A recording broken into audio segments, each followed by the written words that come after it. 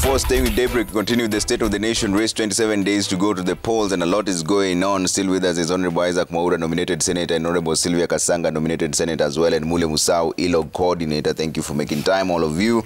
Senator Mwaura, neck and neck race, opinion polls shows. Latest survey shows leading candidates are gaining popularity in each other's strongholds, with Raila eating into Ruto's Mount Kenya base and the DP slicing Odinga's lead in Nyanza and Western. Survey also shows more undecided voters are finally settling for their preferred candidates. Do you agree with these opinion polls? Let's start from there. No, I don't. Well, how can they be that contradictory? See, we had one you aired here last week about what did you call them? Infotrack. They were saying that Raila had 49 and Ruto 42. Previously, there was Iris, Ruto 49, Raila 42. Now you have Tifa saying 39, 42 with an undecided 10%. There's a lot of cooking of these opinion polls. Our own internal polls are showing a very different scenario. So, what are your internal polls showing? I will tell you without a doubt, Ruto is ahead by far. By 54%. What percentage? 54%. 54%? Yes. So these ones that we are discussing here are really cooked up. And, you know, it's been very choreographed.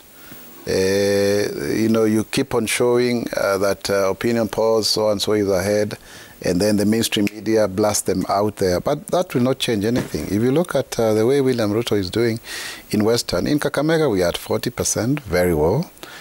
In Bungoma, we are at 65%. In Vihiga, we are over 50%.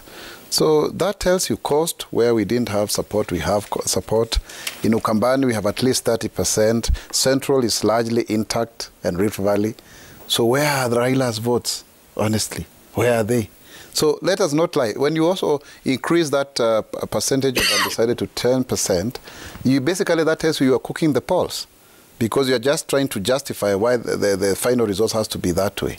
So I honestly do not think so. When you also say, for example, that more young people are likely to vote for Raila than Ruto, yet the voter base of the Hustler Nation is young people. It's been very consistent, very consistent. I think that for me is very interesting. And you remember even last time when I was on this show, I said that they will be seeing now Wajakoya being given more prominence. That is exactly what that poll is saying. That if elections were to be held today, he would win by a certain margin of votes. Get 4%. Yeah, so that kind of thing. It's very well choreographed. So I don't think I go by it. I do not believe the real opinion poll will be the real voting. But who is Who is in charge of the internal opinion polls, which you say putting UD at 50%? No, every person has got their own way of polling, isn't it? See, people are able to do their own. It's democratic. That's what you do. You have to assess yourself objectively so that you get to know what people are saying in these newspapers, whether they are true. And that's why you don't use any of these farms that have been. Why would you use them when they are already under somebody's payroll? So the one that is under your payroll gives you 54%. No. And you Trevor Obinja, you are putting words into my mouth. It's a question. No, it's not a question. That's an opinion you're giving. The point I'm trying to say is, you cannot rely on other people who are being prompted by the media, and that is being put across very well in the mainstream media, to attain a certain outcome. How do you explain somebody saying that there are 10% people at this point in time who are not decided? That I do not agree with completely. So that then you say it's neck to neck with a 3% margin. I mean, the inconsistency of the same opinion polls, the pollsters. And I have given you a very clear analysis will tell you. But anyway, let's not belabor the point. What I'm trying to say is we know ourselves where we are. And we did a very comprehensive nationwide poll, and we are confident we are winning. Okay, but you won't tell us who was in charge of the poll. No, that's internal. It's like me asking you who is in charge of your production. Okay, Kasanga, what do you make of the opinion polls? You know, I wish Senator Mwaura was telling us that they're doing comparisons, because all these are based on science. Yeah. When you listen to the people behind these polls, they've come out clearly on how they do and their methodology. They've been clear about it. Yeah, even if we want to question and say otherwise, at least they have put the methodology out there for us to decide, do we feel it is an honest enough poll or not? So their internal poll, which we don't know about, which we've never seen, which he won't tell us and give us details on is purely there. So how do we know how they run the internal poll? Maybe it runs from their digital register, in which case then everyone will, it will be skewed towards the findings that are on their side. So really, Senator Mwaura, you should give us that internal poll. We also interact with it and see what methodology then you're using for us to say for sure, then that is how it is. But without a doubt, Trevor, Azimio has been gaining. That is no question about it. As always, we've said on this platform before, Kenya Kwanza team has been campaigning for a long time, and while the others were working, now when real campaigns started, certain myths have been, unraveled, certain untruths have been said. As we campaign, even as we are going out in the campaign mode and in the campaign rallies, people are speaking up now. We are seeing the true people coming out. All these things, debunking of some of the myths is happening, and Kenyans are getting swayed, and that's why we are eating into, into the Mount Kenya vote. We are eating into even the Rift vote. I mean, this is happening, and we are consolidating the vote. And we know in 2 weeks' time also, we can change completely. In fact, this gap that you're seeing is going to be widened within the next 2 weeks. Let's also not forget the Martha Karua effect, whether we want to admit it or not. It has a big impact on the Azimio and the performance in the campaign trail. Let us see also their Deputy President, Gachagua, who was brought in again. Every time, in fact, I was in a forum somewhere where they're saying, give Gachagua the mic, because every time he speaks, he bleeds them votes. Some of the things he says is bleeding them votes. So without a doubt, Azimio has gained, has surpassed them, even though they started much earlier, and we're going to really widen the gap as we move forward. So these polls, I don't have a problem with them because I know how the methodology has been done. In fact, let's now just stick to that the methodology has been put out there for us to interrogate and to say whether we are happy or not happy with it. But we have not seen theirs, so we don't know. So we rely on what science has been. Would you have said the same thing if these opinion polls were against you? Say, for example, in February, DP Ruto was at 38% and Raila was at 27%. Yeah, and we didn't say they were fake polls. We said we are catching on. We said here we are. We are catching on. The election has started. Okay. I've never been on this platform to say that these polls are fake. Okay. I come here almost every other Monday. All right. Yeah. Mule, what do you make of the opinion poll? It's very interesting that you're asking politicians about opinion polls about 20-something days to an election. Yeah. Nobody's going to have a very positive posture if it's not going their way. The other side will always be very full of praise. I mean, that is expected. Yeah. You hear Senator Mwaura is saying that they have 54%. I've heard the Azimio side they have 60%. Their own internal polls. But this is what I have to say about from where I sit. I think we have to keep moving forward as a country. Yeah. Opinion polls are here to stay. That's number one. Like Senator Kasanga is saying, they have a method. There's a method to that madness. That method is put out there so that everybody can be able to interrogate it. I wish you were interrogating that and saying TIFA or Infotrack or any other house that is conducting polls faulted in this. Or this method was not the correct method. You could not have gotten this kind of result. So I think I'm inclined to believe these opinion polls. At ELOG, we also do, during election day, we'll do a projection of those results through the PVT. It will use the same scientific methodology that is used by most of these companies. So I'm inclined to believe them. The topsy-turvy kind of thing that is coming out, if you look at this opinion polls much more keenly, you'll notice nobody's getting over 50%. They've just been around in the 40s, 30s, 40s. And I disagree with Senator Mwaura when he says that they're undecideds.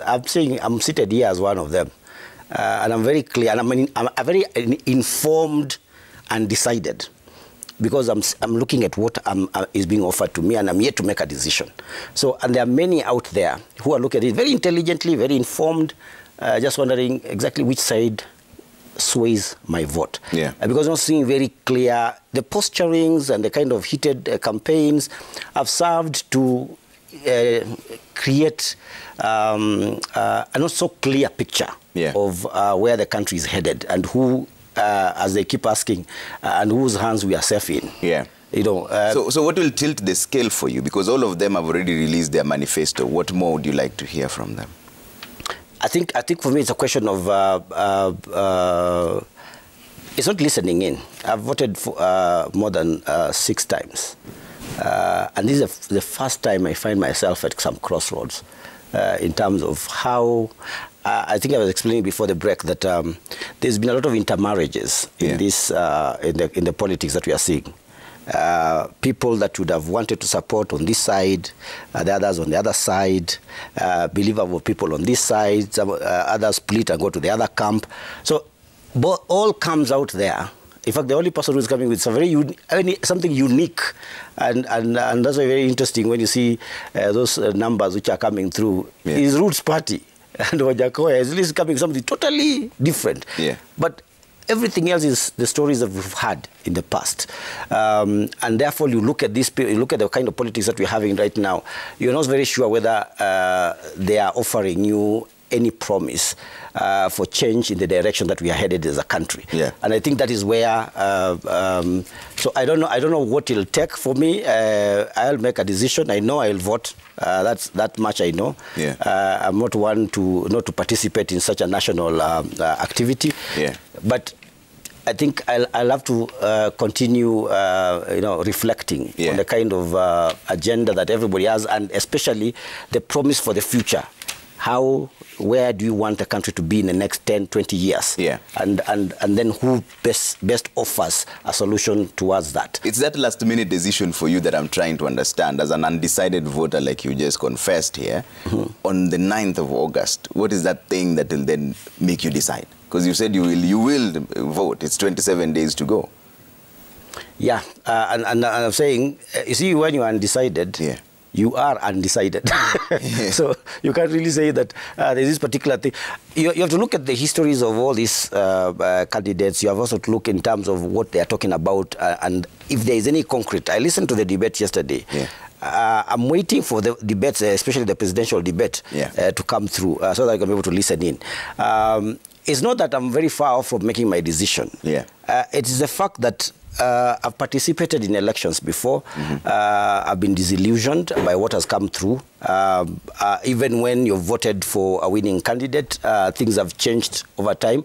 And it's because the setup that we have in this country in terms of the politics is such that there is nobody who can give you a sure bet that you vote for Raila today, things are not going to turn within the next 6 months. You vote for Ruto today, in the next 6 months after the vote, we still don't have a system where you have seen that longevity in terms of keeping promises by these politicians. And that is what creates a lot of doubts in people, whether we are making any change at all. Every time we get an opportunity to get ourselves to the ballot.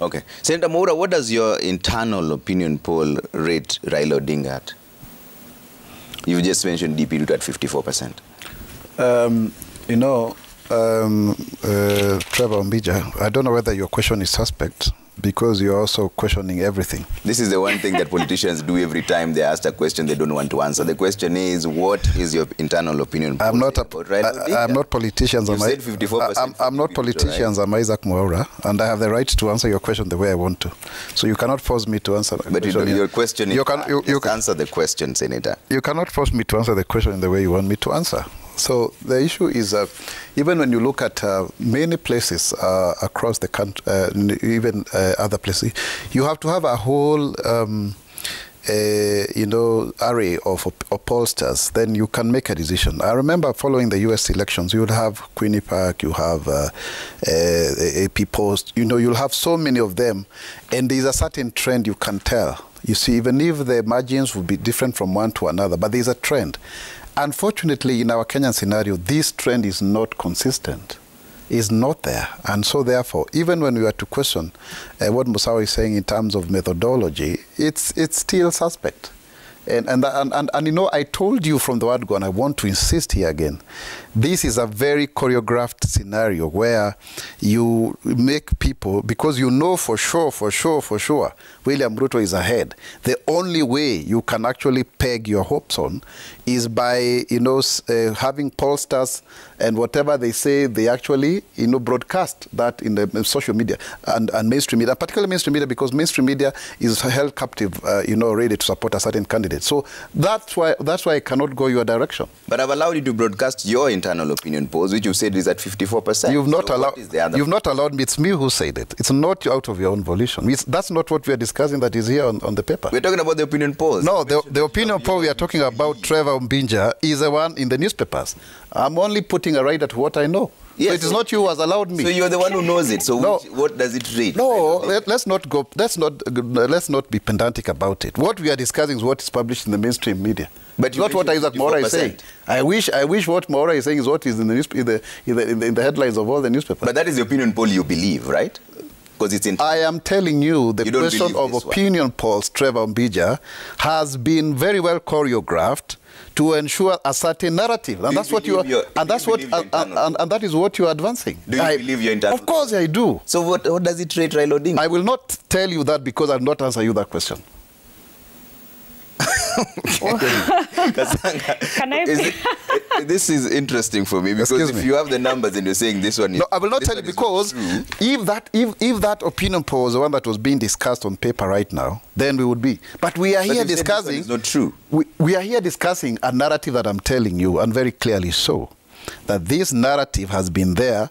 Make certain opinion polls, project them in the mainstream media, and make sure that there is a certain outcome that is desired, because you know the numbers are speaking contrary to that. Okay, this one says that DP Ruto is gaining traction in Nyanza and in Western. Do you agree with that part? Let me ask you, where, for example, do you expect Ruto to be gaining? Surely, can we be honest? So you don't think it's true? Let's not discuss some fake. And yet a few moments ago, you did say that you're gaining ground in Nyanza. No, I did not say that. And you know, Trevor Mbinja, you run the risk of being biased in this conversation. I never said we are gaining ground in Nyanza. I never at any given point. I only told you from our own opinion poll, we know we are gaining in Western. I didn't say Nyanza. So when you talk like that, then it actually exposes you as somebody who is biased. But and don't go that direction. Don't go that direction, please. We need to have a bit of decorum here, and I know you're profiling. No, there is no profiling. Let's move away from that. There is no question of decorum or profiling when I disagree with you. It's a very unfair statement. We have to agree with decorum and disagree. No, it's not. I think you must withdraw the word decorum, because I'm not here to go by what you want me to say. It's you who's answering the questions anyway. I am answering questions, but it's not a question of decorum. If I cannot agree with you, listen, Trevor Mbinja, if I cannot agree with you in what you say, it's not a matter of decorum. It's a matter of divergence of opinion. It's just a question. But the way you are questioning is so suspect. Very clearly so. And I'll call you out on that. Okay. You know that for me very well. Kasanga, let's talk about this gaining ground. Because this same TIFA poll says they're gaining ground in Western and in Nyanza, 13% and 37%. Is that an agreement? That Ruto is gaining ground in Luo Nyanza? Well, you know, first, let me say this, because Senator Mwaura is the one who brought in the issue of their own polls. Nobody here was questioning whether they have internal polls or otherwise. So let him not run away from the fact that he added a new dimension to the conversation we were having. And the fact that he can't tell us what their poll is saying about Raila, where it has placed Raila. Either he's not being sincere to us, maybe there is no internal poll he's talking about, he's just saying things, or they're still living in 2 months ago when they were leading. It is true Kenya Kwanza was ahead probably 2 months ago because they started campaigning anyway 9 years ago, so to speak. Now they're not believing that even after all those years of campaign, they are going to lose this election. This is why we are having this, heated conversations about the poll. The truth remains. Even after 9 years of campaigning, Azimio is ahead today. And Azimio is going to widen that gap by the time we get to 8th of August this year during election. And that fact remains. So all the other things are neither here nor there. Let them now rise to the occasion that things have changed. All right, let's bring in some of the views that are coming through at Trevor Mbinja at Citizen TV Kenya. Use the hashtag Daybreak. Let's bring that up on Twitter, see what you're saying. I see there's already one coming up there. Kipron Abraham says Tifa polls are fake, manipulated to massage the ego of the system. Raila and President Kenyatta. How comes Raila is said to be leading in South Rift? Okay. Yeah, good question. Is it? Is it? That's the same question I asked you earlier. No, it's not the question. You talked about Nyanza. Let's leave that out. Olum just asked. Don't over-insist. It's funny how politicians I cannot let you to go away polls with it. if it's against them, flip-flopping politicians. Okay, let's see what else is coming through. And Fuamba says, generally, debates have very little bearing on how people vote. They don't necessarily influence the outcomes. Honorable Isaac Mwaura, nominated senator, is that you who twisted that? Omondi Bena says Mwaura is claiming Tifa poll is on Azimio payroll, and that their UDA poll puts Ruto at 60%. He said 54%. When asked that their poll is at their payroll, he goes, buju, buju, buju, buju, buju. Okay. That's what people are saying, so me. Apora says, I think Sakaja did well. The only problem Sakaja has is that allegedly fake certificate. If someone can organize and get a fake certificate from Uganda, what will he not do using dubious means in his city hall office if elected governor? Okay. All right. Now let's switch gears and talk about other things. 27 days of Uhuru on the cross. And Mule, I'll bring you back on this now. 27 days to go for the president. Where should his focus be right now? There are many people are saying he should clearly stay away from the political discourse as it is right now. Well, I think he's a president. I think the onerous task that is at his desk at the moment is to ensure there's a very smooth transition. We are moving towards a transition. We are coming to an election which is very closely fought. So in my view, I would pray that Uhuru Kenyatta works to ensure that through his government, they facilitate very good elections. Whatever support is required to ensure that IABC are able to conduct these elections in a credible way is given and provided by the state, because there are very many state organs which are at play. We have security, for instance. We also have ministries like the ICT ministry, the Communications Authority, and the entire infrastructure in this country which is going to be utilized by IABC to be able to conduct these elections. As a head of the executive, then I think that would be his responsibility to ensure that we have a very smooth process. Whatever is required is provided for. As far as the politics go, he has every right as any Kenyan to be able to make his wishes, but I think it would be pretty dangerous for him to get himself into muddy the transition in participating in the electoral process, especially because of the kind of heated engagements that we are starting to see. Yeah. But it still remains his right to decide whether he wants to participate in it actively or not.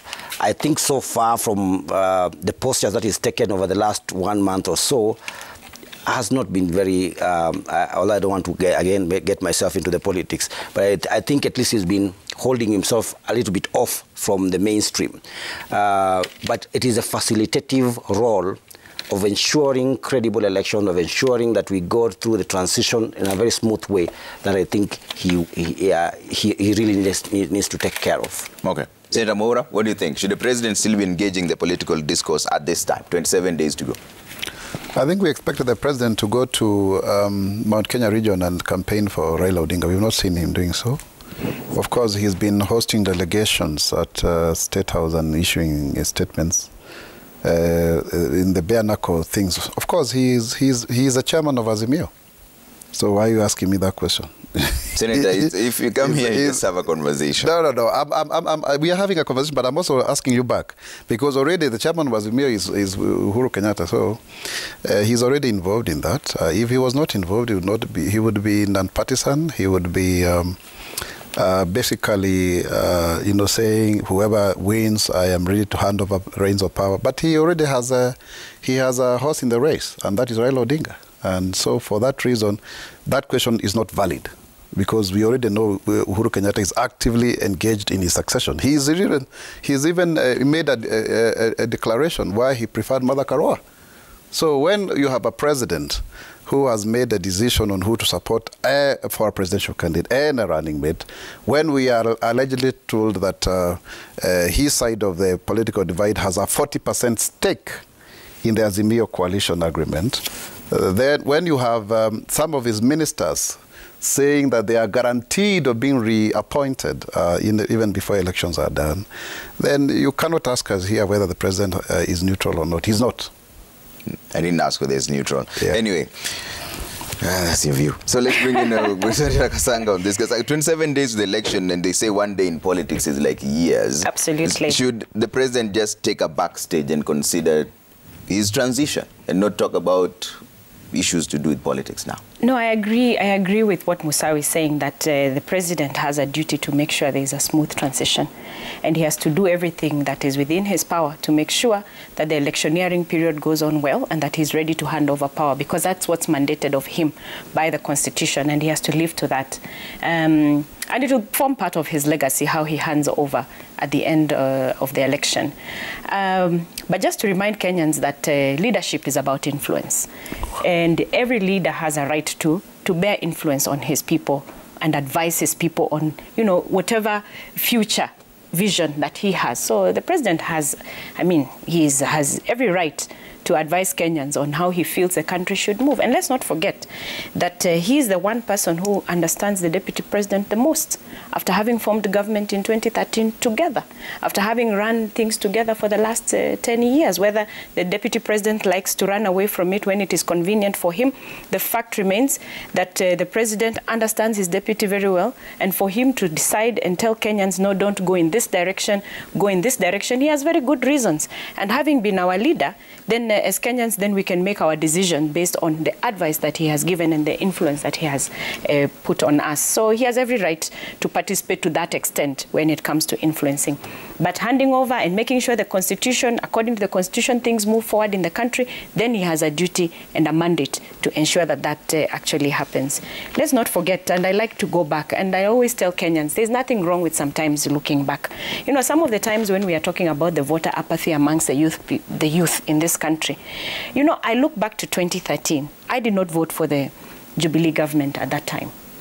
We were in NASA, and we had a very serious contest in 2013, if you remember. But when they were sworn in, when Uhuru and Ruto were sworn in, I remember looking at the TV that time. Of course, we were feeling a bit low. But then we said, anyway, these are young Turks. Let us see what young Turks can do, can do for us. Yeah. Yeah, and we said, okay, fine. Let us rise to the occasion. They are our leaders. They are young. Maybe they will take this country to the next level. But what were we treated with in the first, 5 years of Uhuru Ruto? That is when we saw corruption at unprecedented levels. In fact, everybody speaks today. If you look back at the history of this country, from the time of independence up to today, corruption has been at its highest during this 10-year period, and that is what we were treated to.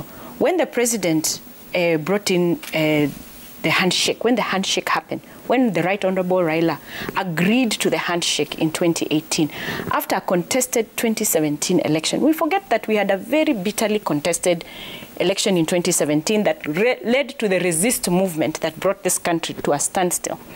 When the Right Honorable agreed to that handshake, so that the country can calm down and then we can begin to move forward. That is when now we are looking back and saying, we have to move this country in the right direction. We cannot have the same leaders in the last 10 years come back and tell us they're the ones with the solution for this country.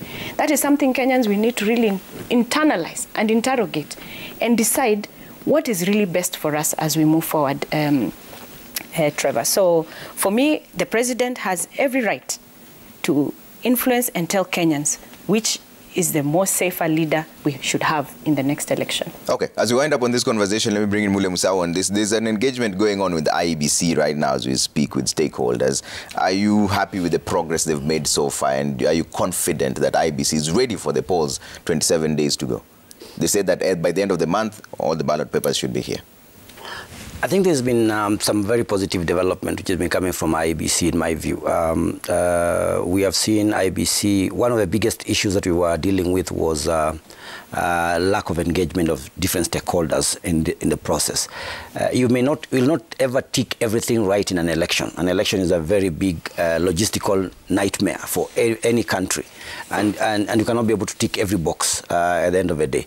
But what matters is how you engage. And in one of the conference which was being held yesterday, it was very apparent from experiences from South Africa, Zambia, and other places, Ghana, that the best way you secure an election is to involve as many the stakeholders in every part of the process, because it allows them to be able to see even your limitations and the challenges that you're going through.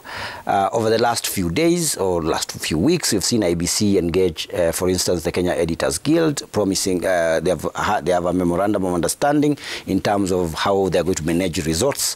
They've had a meeting with the presidential candidates. They've had a meeting with KEPSA. They have had meetings with civil society organizations.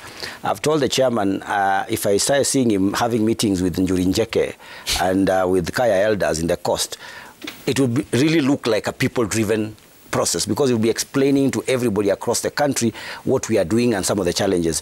But I think those steps that have been taken, including having this ongoing National Election Conference at KICC, where stakeholders are also being invited to be able to come and chime in and ask questions and be clarified on a number of issues, I think that's a step in the right direction. So in that regard, and noting that now we are less than a month away, we are now dealing with E-Day issues. The arrival of strategic material, that is including the ballot papers, the boxes, preparation of the E-Day, polling staff and officials, which includes recruitment and training, retesting the electronic kits. Remember the simulation exercise, they did one which never went very well. They have promised they're going to do another one, I think, within this week. And then just ensuring that everything, security arrangements and all the other things are in place. I think we'll go to the elections much more with, there has been a lot of engagement over this process, unlike the other processes that we've had in 2017, 2013. So I think IBC will be able to deliver on this election, so long as they keep on that traction, where they are engaging stakeholders, they keep us updated on what is going on, where there are challenges, they deal with them. And you've had, for instance, I thought it was a very good suggestion by the chairman when he said, if the judiciary does not hurry up or at least prioritize some of the cases which are in courts, they'll be forced to suspend those elections. That's the way to go. I mean, give very clear options if this does not happen. Don't just say, we will not allow that or we will not do this. Have a posture which shows that you're moving forward and that there are alternatives and there are options. So if you have to delay an election somewhere because the High Court has taken some time, then so be it. But let's have our elections held on the 9th of August. Kasanga, are you confident that IBC is ready for this poll? Actually, I want to agree with Musau. I'm happy with the way IBC this time has conducted itself in terms of engagement with the public on the different sectors. That's really wonderful. The presidential candidates, all the questions that have been raised have been answered deliberately, which is, again, a very wonderful thing. And of course, for us as IMIO, we are happy that we're going to have the manual register, because a lot of our voters are in very remote areas, and we are fearing that should the KIMS kit fail in identifying a voter once they walk into the polling, then now they can use the manual register, and that was very critical for us, and we're happy now that has been done. So I think all systems go. Things are still looking a bit rushed, I guess, a bit hurried because of the timeline seeming very tight. Like a lot should have started a little earlier, but they seem confident enough that they will deliver on time. Chebukati was saying, by now they should have finished doing all the printing of the ballots, but that is not yet to be done. And then we still have court cases in some areas where ballots then will not be printed until the court cases are heard, and that may delay. From what Chebukati was saying, it may delay the polling in some of those areas where the judiciary now needs to speed up and finish, with the court cases. But all in all, the level of transparency so far in the process up to where we are at today is commendable of the IABC, and there's good confidence, at least from where we sit, and we are looking forward to the next few days, which are very sensitive days, to see how everything else will roll out. So far, I guess... commendable, you say, but there are candidates who want him to resign. Ekuru Court mentioned that he wants him to resign following the court ruling that it was not necessary to have copies of IDs attached to the independent candidates. That's true. That's true. In fact, that regulation, of course, has been there. It's not like it was a new regulation. It had been there.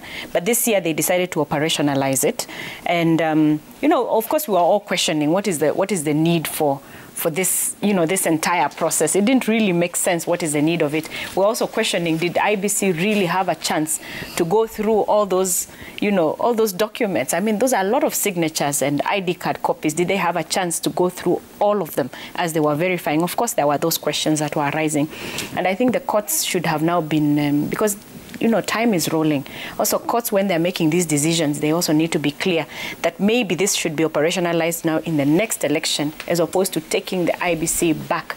Because the timelines, I mean, we have to be realistic. The timelines are such that can they now be included and the ballots printed afresh? There's costs, you know, to these things.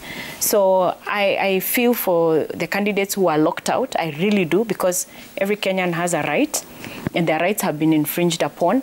But the bigger picture is demanding that, you know, we have to move forward. We can't hold back the election because of that. So I would say that the courts should have been clear in their decision to say that this can be now operationalized in the next election. But that would have probably been tidier. Yes. Just to add that based on Kasanga's issue on the signatures, we have faulted the signature collection process in this country, whether it was Oka, Kenya, or any other effort which was being done, because it was not authentic.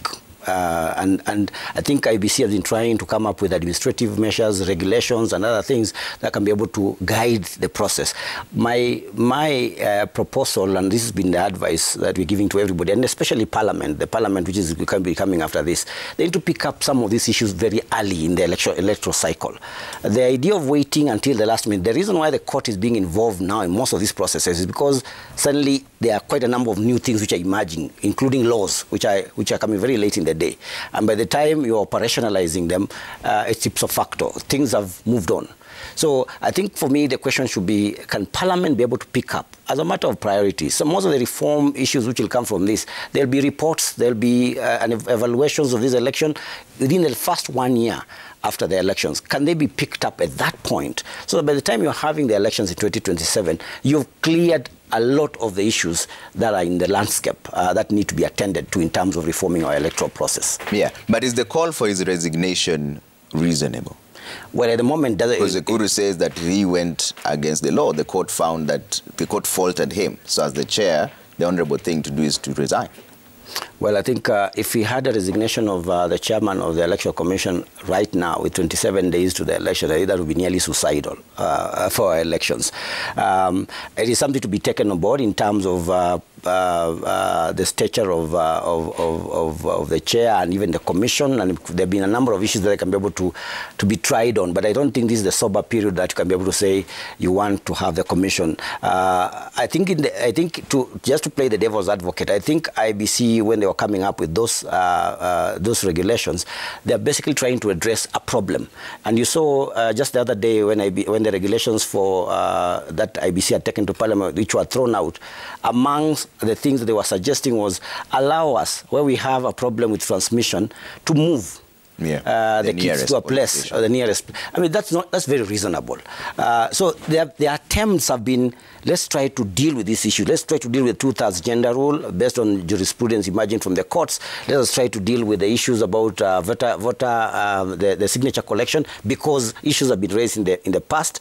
The problem is that the engagement has not been robust enough so that the likes of Kuru or court can be able to also participate and give their views about it. And that's one of the areas that we need an improvement in terms of public engagement and stakeholder participation in the decision-making of especially administrative and regulatory decisions around the elections. If you can have much more of that, then we'll have opportunities for everyone to be able to air their opinion. But when the timelines are constrained and you have to deliver on an election within any time from 1 year to an election, timelines are already too constricted for you to have any maneuverability around the issues. So it becomes very difficult for a commission to be able to deliver on its job when things are moving too quickly. Yeah. So my prayer is that come the next electoral cycle, let's start this process early.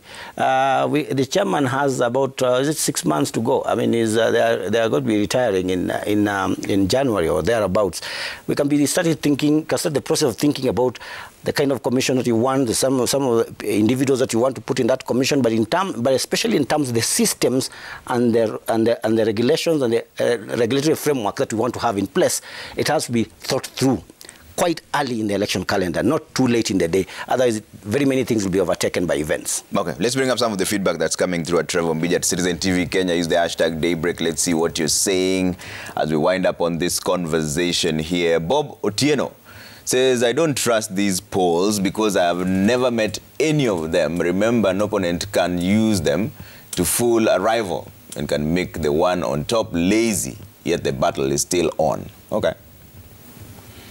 Engineer Lazaro says Uhuru Kenyatta has every right as a Kenyan citizen to be affiliated to any political party of his choice. Very unfortunate to see leaders from Kenya Kwanza showing a lot of tempers from their campaign rallies to TV debates. Okay. Alice Kibet says, why do we need a poll 28 days to the election? Why don't we just instead wait for elections? The polls are a voter suppression tactic.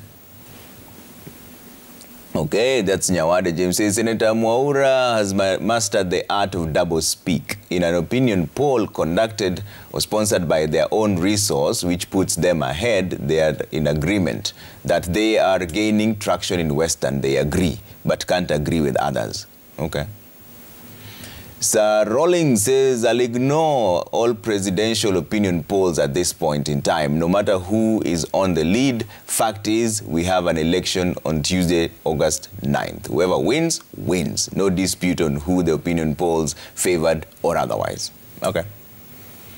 Sir Rawlings again says, in my humble submission, Uhuru Kenyatta at this point in time should resist the temptation to respond to political confrontations. Pains him so bad. He will have to hand over to whoever Kenyans elect democratically on August 9th. Okay, Franco Rinde says, I doubt the likes of Mwaura would be complaining were it that the Yangu Kumi na ya Ruto Kumi mantra was still viable. They are only agitated because the president changed his mind. They should find out why he changed instead of whining. Kiplimo says, Trevor, my point of departure with Tifa polls is one, Raila is not only leading in South Rift, but by an unbelievable margin. Two, UDA is the most popular party, but not the candidate. Can you separate parties from individuals in Kenya? Three, Ruto gaining in Luoland. Okay. All right. That's the last one. Let's take final remarks now, starting from Kasanga. No, thank you so much for today morning, Trevor. Thank you for inviting me and for my panelists here. Always wonderful to debate and bring out issues. And to Kenyans listening out there, it's good to see your views. I'm so happy because Kenyans are so, are so in touch with the issues that we are discussing here. And I mean, let's continue monitoring the next few days towards the election. But more importantly, let us purpose and let's be deliberate as Kenyans to come out and vote, because we want first round win for Azimio so that we can move on. We cannot afford to have a runoff. We can't afford, to waste now any more time. We need to rebuild the economy. We need to fight corruption, and we need to, handle these things as fast as possible. So my pledge out there, let us continue listening, let us make up our minds, and let's be deliberate about coming out to vote on the 8th of August. Okay, Mwaura? I think the cost of living is very important to Kenyans, and there are so many people who are going home hungry. I mean, they don't have nothing to eat, they have nothing to put on their table, and that's a very big, major concern of the country. And looking at even how things have turned out in Sri Lanka, in terms of, our government that went on a borrowing spree, I am very perturbed whether really we need to keep on going that direction, because we borrowed a lot of money in the last 9 years, over 7 trillion shillings. What is there to show for it? I honestly believe we need to relook at the whole of our budget. I can see even in the newspapers here There is a conflict in terms of the various state agencies and their mandates. We need to reorganize government if we are to be sustainable in the long run. We cannot just continue having a 3 trillion budget against a collection of 1.8 trillion. That is to mean roughly about 1 trillion is borrowed or thereabout, and that is the whole of our development expenditure. So we have to look at all of those issues. We need to re-engineer the economy. We need to put money into people's pockets. And I strongly believe from the plan of the Kenya Kwanza, we have what it takes to transform this country. Nobody can tell us that the current status quo of maintaining the assets as they were, that those people who are in the Azimio coalition have any good plan other than to maintain power around the people who ideally they feel that they are entitled to it. So vote for Kenya Kwanza, vote for William Ruto so the country can move forward. Okay, Mule? Well, Kenya is the envy of very many countries around the continent in terms of how we conduct our affairs, especially political affairs. I mean, the kind of debates, the kind of engagements that we have, even with the two opposing sides in a studio, is something to be very proud about. And it's the envy of very many people across the continent. I think my prayer is that as we go to these elections, we need to jealously guard the progress that we've been making over the years, the traction that we've made in terms of our politics and how we conduct our affairs. And then we support the institutions which are preparing these elections. It's not easy to be able to organize an election like this, from the political parties to the civil society, the media, all actors, include the government and the president. We all need to work in concert to ensure that we have successful elections come August the 9th. And we jealously guard the processes and the gains that we've made over the years. All right. Thank you so much for making time this morning, Senator Isaac Mwaura, Senator Sylvia Kasanga, and Mule Musau, ELOG Coordinator. Asante sana for making time. And most important, thank you for all the views that came through here. Trevor Mbija at Citizen TV Kenya. Use the hashtag Daybreak. Here at the Royal Media Services family, all we advocate for is peace. A difference in opinion, political choices. Your brother remains your brother. Your sister remains your sister. Maintain peace at all times. All right? My name is Trevor Mbija. It's always a pleasure having you here with us. Coming up next is cooking tips. Yeah? All right? On matters social issues with Willis, actually. It's not cooking tips. That means I'm hungry. All right, see you in a bit.